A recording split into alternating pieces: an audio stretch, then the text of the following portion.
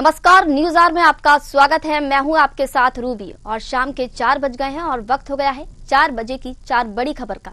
तो आज की पहली बड़ी खबर में बात होगी संसद के शीतकालीन सत्र के दूसरे दिन की, जहां राहुल गांधी ने अजीबोगरीब बयान दिया। दूसरी बड़ी खबर छत्तीसगढ़ से है, जहां नगरीय निकाय चुनाव को लेकर कांग्रेस ने तैयारियां शुरू कर दी हैं। वहीं तीसरी बड़ी खबर में बात करेंगे उत्तर प्रदेश की, जहां झांसी मेडिकल कॉलेज में हुए अग्निकांड मामले में बड़ा अपडेट आया है। क्या है वो अपडेट, जानेंगे। वहीं चौथी और आखिरी बड़ी खबर छत्तीसगढ़ से है, जहां बेमेतरा जिले में सड़क का निर्माण कार्य पूरा न होने पर ग्रामीण परेशान हैं और गुहार लगा रहे हैं। तो आइए शुरू करते हैं 4 बड़ी खबर।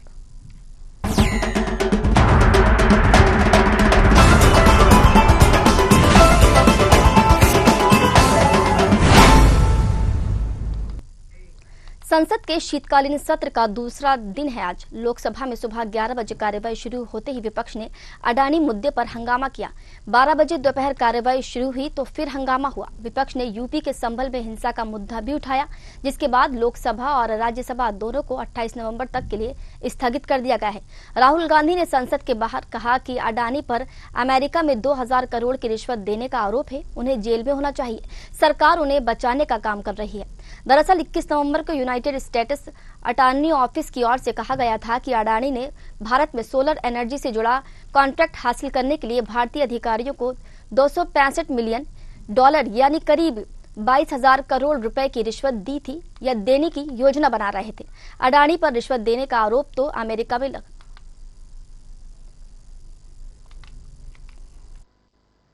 Adani is going to accept the charges. Which world are you living in, brother? Obviously, he's going to deny the charges. The point is he has to be arrested.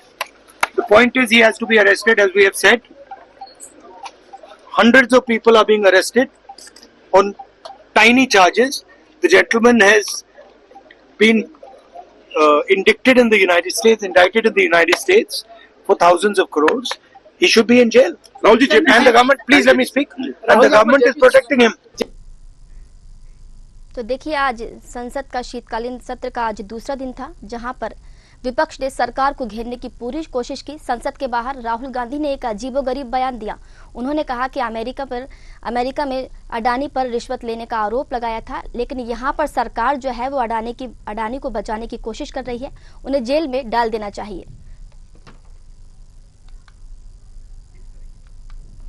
तो खबर आपको बता रहे हैं, जहां पर संसद के बाहर आज राहुल गांधी ने एक अजीबोगरीब बयान दिया है। उन्होंने अडानी पर लगे रिश्वत के मामले को लेकर सरकार को घेरा और कहा कि अडानी को यहां पर जेल में डाल देना चाहिए। सरकार जो है वो अडानी को बचाने की कोशिश कर रही है। इसके साथ ही संभल मुद्दे को लेकर भी विपक्ष ने सरकार को घेरने की कोशिश की है।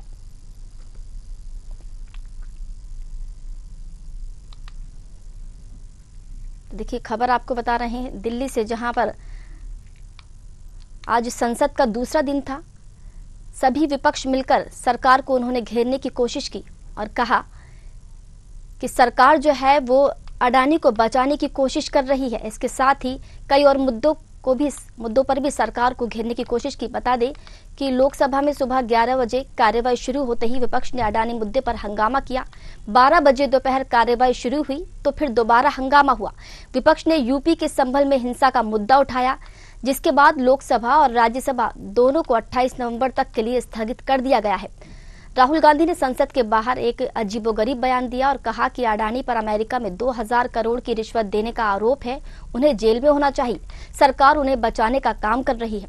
दरअसल 21 नवंबर को यूनाइटेड स्टेट्स अटॉर्नी ऑफिस की ओर से कहा गया था कि अडानी ने भारत में सोलर एनर्जी से जुड़ा कॉन्ट्रैक्ट हासिल करने के लिए भारतीय अधिकारियों को $265 मिलियन यानी करीब 2200 करोड़ रुपए की रिश्वत दी या देने की योजना बना रहे थे। अडानी पर रिश्वत देने का आरोप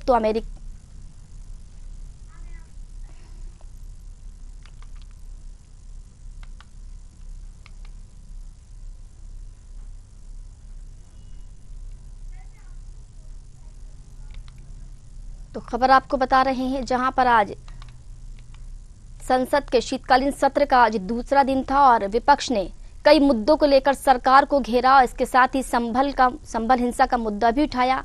साथ ही अडानी का मुद्दा उठाते हुए कहा कि सरकार जो है वो अडानी को बचाने की कोशिश कर रही है, अडानी को जेल में डाल देना चाहिए।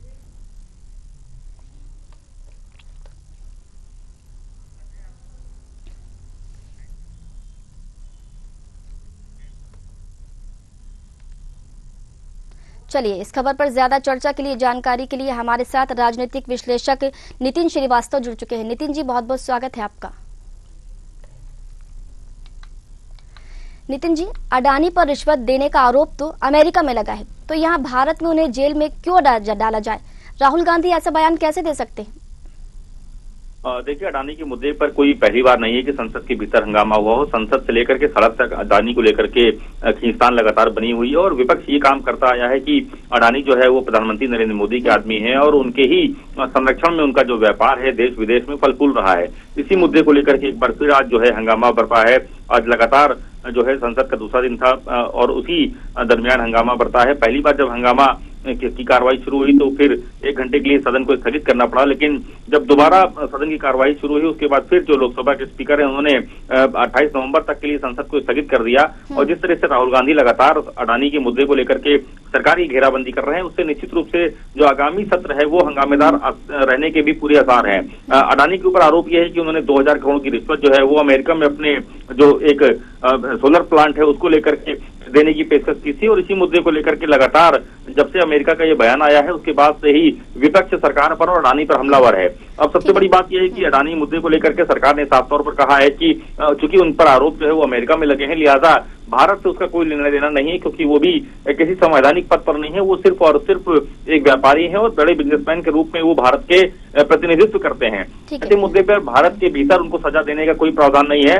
इस मुद्दे को लेकर के फिलहाल आने वाले समय में भी हंगामा जो है देखने को मिल सकता है। नितिन जी, राहुल गांधी यहाँ भारत में उनको सजा देने की मांग कर रहा है और कह रहा है उनको जेल में डालना चाहिए, तो अमेरिका में जो खालिस्तानी यहाँ से जाकर अगर ऊधम मचाते हैं, लड़ाई झगड़ा करते हैं या अपराध फैलाते हैं, तो क्या उनको भी वहाँ पर ऐसी सजा मिलना चाहिए? क्या उनको वहाँ पर जेल में डाला जाता है?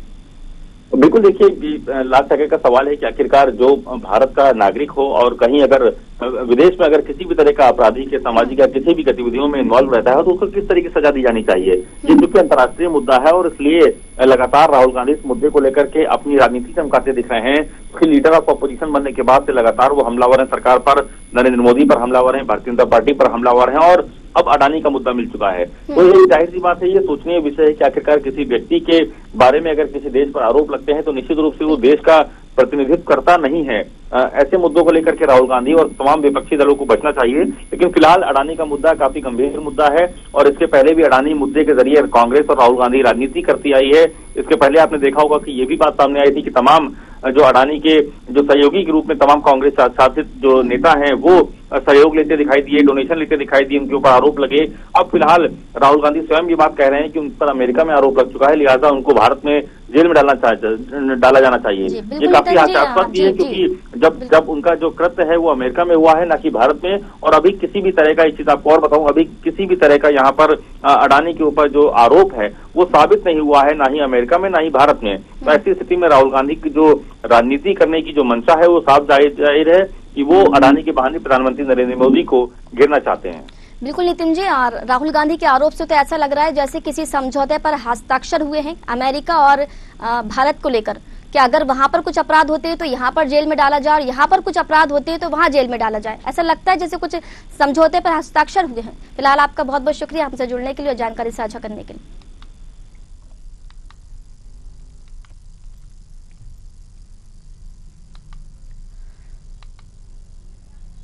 छत्तीसगढ़ में नगरीय निकाय चुनाव को लेकर कांग्रेस ने तैयारियां शुरू कर दी हैं, जहां संचार विभाग अध्यक्ष सुशील आनंद शुक्ला ने सरकार पर भयभीत होने का आरोप लगाया। उन्होंने कहा कि भाजपा सरकार डरी हुई है, प्रदेश में उनके खिलाफ जनता में आक्रोश है, जनता से जो वादे किए हैं वो पूरे नहीं किए गए, इसलिए जनता निराश है।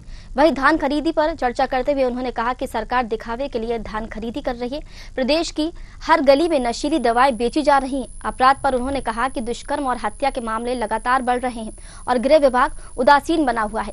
वहीं आरक्षक भर्ती पर हाईकोर्ट की रोक को लेकर उन्होंने सरकार पर निशाना साधा। उन्होंने कहा कि सरकार को नियमों का पालन करना चाहिए कि जो तरीके से उदासीन बनी हुई है सरकार, दिखावे के लिए तो धान खरीदी कर रही है, लेकिन हकीकत ये है कि धान खरीदी केंद्रों में अव्यवस्था के कारण किसान अपना धान नहीं बेच पा रहे हैं। बारदानों की कमी है, बारदानों की कमी होने के साथ साथ जगह की कमी है। टोकन काटा जा रहा है तो किसानों को 1 हफ्ते के बाद का समय दिया जा रहा है। और यही नहीं, 2 दिसंबर के बाद के टोकन काटना बंद कर दिया गया है। साथ ही अभी तक राइस मिलरों के साथ अनुबंध नहीं हो पाया है, राइस मिलर धान का उठाव नहीं कर रहे हैं। सरकार सिर्फ कागजों पे चल रही है, बैठकों में चल रही है।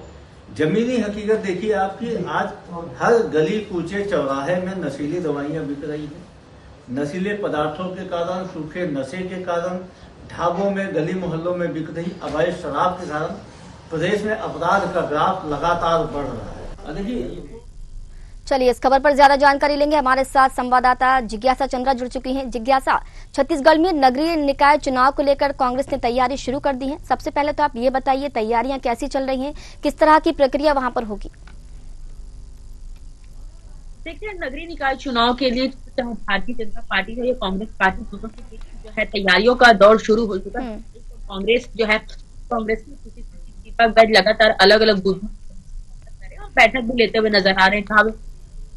हर बूथ पर या हर वार पर जो है, हर वार पर अलग अलग जो है लोगों को जिम्मेदारी देते हुए नजर आ रहे हैं। क्योंकि राजधानी रायपुर की बात करें, पूरे छत्तीसगढ़ की बात करें, सभी जगह नगरीय निकाय चुनाव और ग्राम पंचायत चुनाव सरकार के एक साथ तैयारी, मतलब एक साथ चुनाव कराने की तैयारी में है। क्योंकि अभी फरवरी में जो बजट सत्र होने वाला है, उससे पहले जो है नगरीय निकाय चुनाव, ग्राम पंचायत चुनाव निपटाने की बात करें, बजट सत्र से पहले ही दोनों चुनाव को निपटा दिया जाए और दोनों ही एक साथ होने की यहाँ चर्चा चल रही। तो चूंकि नगरीय निकाय चुनाव और ग्राम पंचायत चुनाव एक साथ होने, तैयारियों का दौर भी जोरों शोरों से चल रहा है।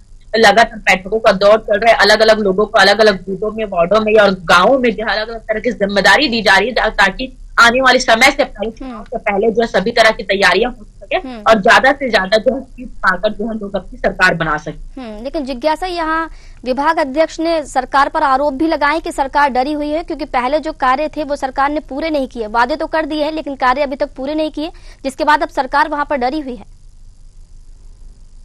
लेकिन निश्चित रूप से जिस तरह से संचार विभाग अध्यक्ष का बयान आया कि राज्य सरकार डरी हुई है, लेकिन ऐसा बिल्कुल भी नहीं है। कांग्रेस पार्टी के साथ साथ भारतीय जनता पार्टी भी लगातार तैयारियों को नजर आ रही है। आपको बता दें कि भारतीय जनता पार्टी भी अलग अलग जगहों पर जाकर लगातार समीक्षा बैठक कर रही है और अलग अलग लोगों को जिम्मेदारी भी दे रही है, ताकि जो है ये डरने वाली बात नहीं है। चुनाव का दौर है, नगरीय चुनाव और ग्राम पंचायत चुनाव सरकार एक साथ करवा रही है, तो निश्चित रूप से जिम्मेदारियां भी यहाँ पर बड़ी हो जाती है, जिससे हासिल है। चलिए जिज्ञासा, बहुत बहुत शुक्रिया आपका तमाम जानकारी साझा करने के लिए।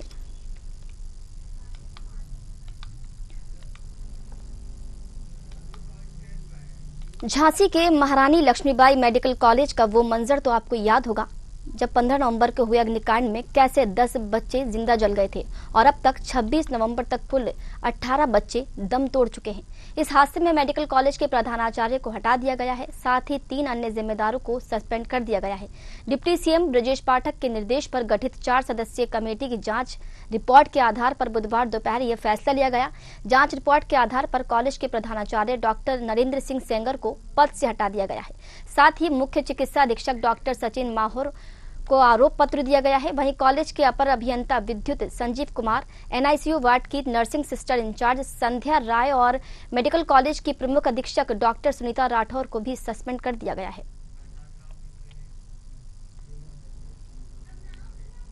चलिए इस खबर पर ज्यादा जानकारी लेंगे। हमारे साथ लखनऊ से ब्यूरो हेड प्रशांत राव जुड़ चुके हैं। प्रशांत, एक बड़ी खबर सामने आई है, बड़ा अपडेट मिल रहा है। झांसी अग्निकांड में प्रधानाचार्य को सस्पेंड कर दिया गया है और किस किस लोगों की अब आशंका है यहाँ पर सस्पेंड होने की?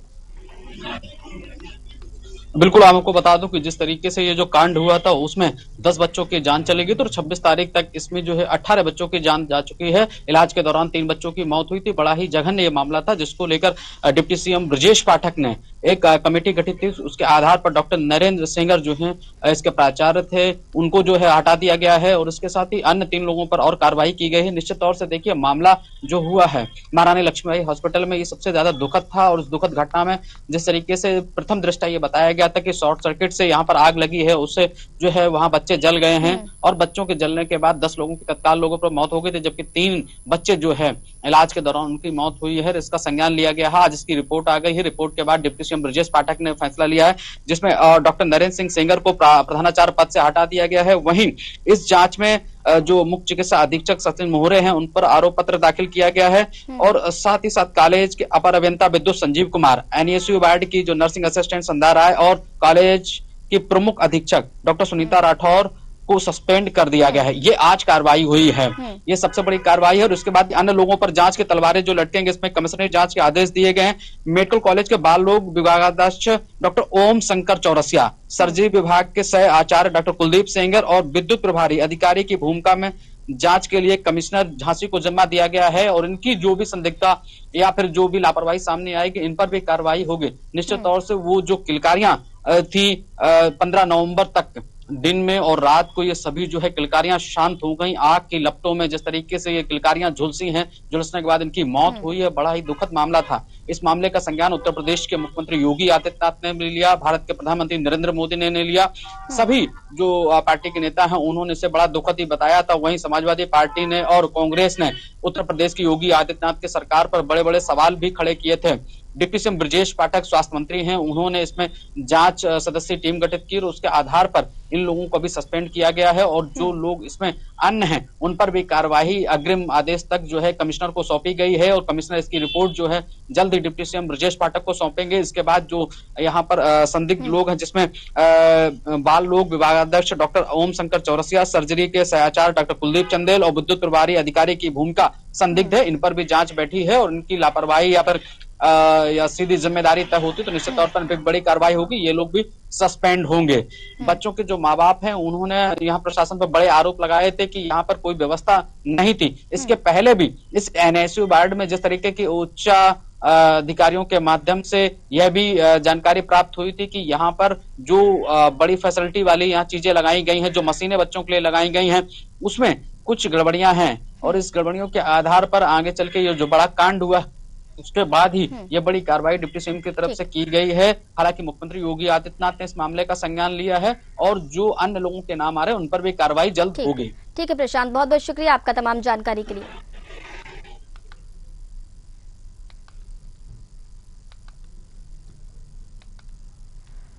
चलिए चौथी और आखिरी बड़ी खबर छत्तीसगढ़ के बेमेतरा जिला के ग्राम झाझाढी से है, जहां ग्रामीणों की शिकायत है कि सड़क पूर्ण करने में गांव के ही व्यक्ति की ओर से निर्माण कार्य में बाधा बनी हुई है।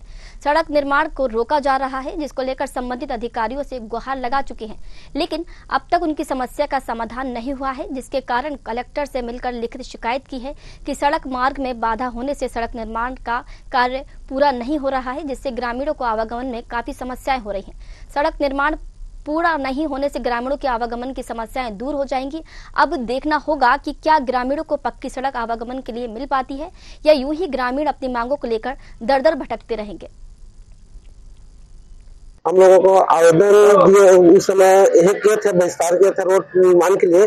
हम लोग को रोड मिल चुका है मगर अधूरा मिल रहे हैं, इसीलिए फिर आए हैं कलेक्टर साहब से अनुरोध करने के लिए क्योंकि पूर्ण कर दे करके, और पंचायत तक नहीं जा रहे हैं, बस धनगांव से झाझाढी में रुक रहे हैं, इसीलिए हम लोग आए हैं।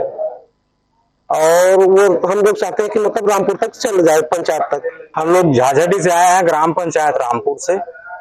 हम लोग रास्ता पूर्ण कराने के लिए आए हैं, जो अभी नया निर्माण हो रहा है रास्ता का, ग्राम झाझाढी का। धनगांव से झाझाढी बनना है रामपुर के लिए, रास्ता झाझाढी होते हुए तो झाझाढी में आके बंद हो रहा है रास्ता।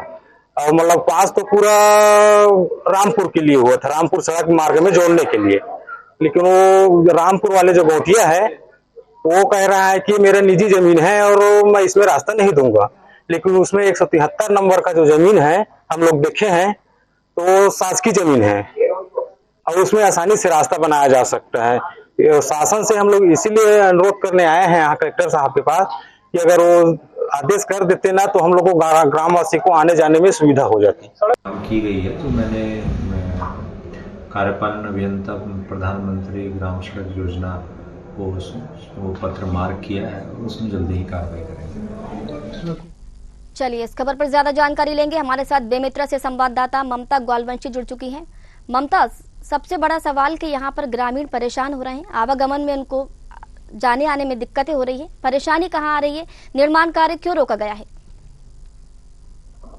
जी मैं बताना चाहूंगी पूरा मामला बेमेतरा जिले के ग्राम झाझाढी का है, जहाँ पर ग्राम झाचड़ी से रामपुर तक सड़क निर्माण होना था और गांव के एक दबंगई व्यक्ति के द्वारा सड़क निर्माण का कार्य अधूरा हो गया है। उससे दबंगई के चलते वहाँ सड़क निर्माण अधूरा पड़ा है, जिससे ग्रामीणों को आवागमन में काफी दिक्कतों का सामना करना पड़ा है। बता दें कि कुछ महीने पूर्व चुनाव को भी ग्रामीणों ने सड़क मार्ग योजना के तहत चुनाव का बहिष्कार किया था, जिसके चलते सड़क निर्माण का कार्य यहाँ पर लाया गया, लेकिन गांव के एक दबंगई व्यक्ति के द्वारा यह इसका विरोध किया जा रहा है, जिसके चलते यहाँ पर ग्रामीणों ने कलेक्टर से मिलकर लिखित शिकायत की है और यहाँ पर सड़क निर्माण पूरा होने का यहाँ पर जो कलेक्टर है उन्होंने भी आश्वासन दिया है। जी ममता, आश्वासन दिया है कलेक्टर ने, क्या ये आश्वासन दिया है कि कार्रवाई कब तक हो पाएगी? क्योंकि अगर गांव का दबंग इस मामले में अपनी टांग अड़ा रहा है और इसमें बाधा बन रहा है, तो क्या उसे किसी का संरक्षण प्राप्त है? आपकी कोई बात हो पाई है कलेक्टर से या जिलाधिकारी से? जी कहीं ना कहीं यहाँ पर जो गांव के दबंगई व्यक्ति के द्वारा यहाँ पर सड़क निर्माण कार्य रोका गया है, कहीं ना कहीं यहाँ पर राजनीतिक संरक्षण के चलते जो गांव का व्यक्ति है वो उसी कारण सड़क निर्माण कार्य यहाँ पर रोका गया है, जिसके कारण यह जो दबंगई व्यक्ति है फलपुर है। यहाँ पर देखा जाए तो पटवारी के प्रतिवेदन से भी यहाँ पर जो जमीन है जहाँ पर सड़क निर्माण होना है वह जमीन को शासकीय जमीन घोषित किया गया था, लेकिन एक दबंगई व्यक्ति के कारण यह निर्माण करना अधूरा है। तो कहीं ना कहीं यहाँ पर राजनीतिक संरक्षण देखा जा रहा है, जिसके चलते यह निर्माण कार्य रोक दिया गया है। जी, और वहीं पर जब गांव वालों ने कलेक्टर से लिखित शिकायत की तो कलेक्टर ने भी आश्वासन दिया है कि जल्द से जल्द इस पर संज्ञान लिया जाएगा और कार्रवाई की जाएगी। ममता, ग्रामीणों का क्या कहना है? क्या ऐसे जीवन यापन करेंगे या आगे कुछ कदम उठाएंगे, अपनी आवाज को बुलंद करेंगे? क्या कुछ कहना है ग्रामीणों का? जी वही यहाँ पर ग्रामीणों का कहना है कि अगर सड़क निर्माण कार्य पूरा नहीं होता तो ग्रामीण जो है ठोस कदम उठाएंगे और धरना प्रदर्शन करने पर भी ग्रामीणों ने चुनौती दी है। ममता, एक बात और यहाँ आपसे जानना चाहेंगे कि ये सड़क निर्माण का कार्य जो रोका गया है, कितने टाइम से ये रोका गया है? कब से ग्रामीण वहाँ के परेशान हो रहे हैं? यह सड़क निर्माण कार्य है जो चुनाव के बाद से सड़क निर्माण का जो कार्य आया हुआ है सड़क बनने का, उसके बाद से जो यहाँ पर लगभग साल भर हो चुके हैं, 6 से 7 महीने हो चुके हैं सड़क निर्माण चालू है। और उस समय से जो गांव के ही दबंगई व्यक्ति है उसके द्वारा सड़क निर्माण कार्य पूर्ण होने पर उसके द्वारा रोका गया है। और जो दबंगई व्यक्ति है उन्होंने कहा कि यह उनकी पर्सनल जमीन है, लेकिन पटवारी के प्रतिवेदन से भी साफ स्पष्ट हो रहा है कि वह सरकारी जमीन है। ये जो गांव का दबंग जिसकी आप बात कर रही हैं, अधूरा पड़ा हुआ है और उसके जी ममता, जिसकी आप बात कर रही हैं गांव का दबंग है, या ये क्या किसी पद पर है या फिर ये आम इंसान है जिस तरीके से बाधा बन रहा है? क्योंकि आवागमन तो उसका भी वहां से होता होगा, फिर वो अगर इस चीज में बाधा डाल रहा है और उसकी शिकायत अगर की है तो उस पर कार्रवाई क्यों नहीं हो रही अब तक? अगर देखा जाए तो यहाँ पर ग्रामीणों का कहना है कि जो व्यक्ति है जिनके द्वारा सड़क निर्माण कार्य रोका गया है पूर्ण होने पर, वह देखेंगे तो आम व्यक्ति, लेकिन उसकी जो पहुंच है वो राजनेताओं से है, जिसके चलते वह दबंगई दिखा रही है। आपकी कलेक्टर से बात हुई तो उन्होंने आपको आश्वासन दिया है? बात हुई आपकी जिलाधिकारी या कलेक्टर से? जी वहीं पर कलेक्टर से हमने इस मामले को लेकर कलेक्टर से बात करना चाहिए, तो कलेक्टर का कहना है कि जल्द से जल्द इस मामले को संज्ञान में लिया जाएगा और उचित कार्रवाई की जाएगी। ठीक है ममता, आप इस पूरे मामले पर अपनी नजर बनाए रखिएगा और जो भी अपडेट है हमें तुरंत दीजिएगा। फिलहाल आपका बहुत बहुत शुक्रिया हमसे जुड़ने के लिए।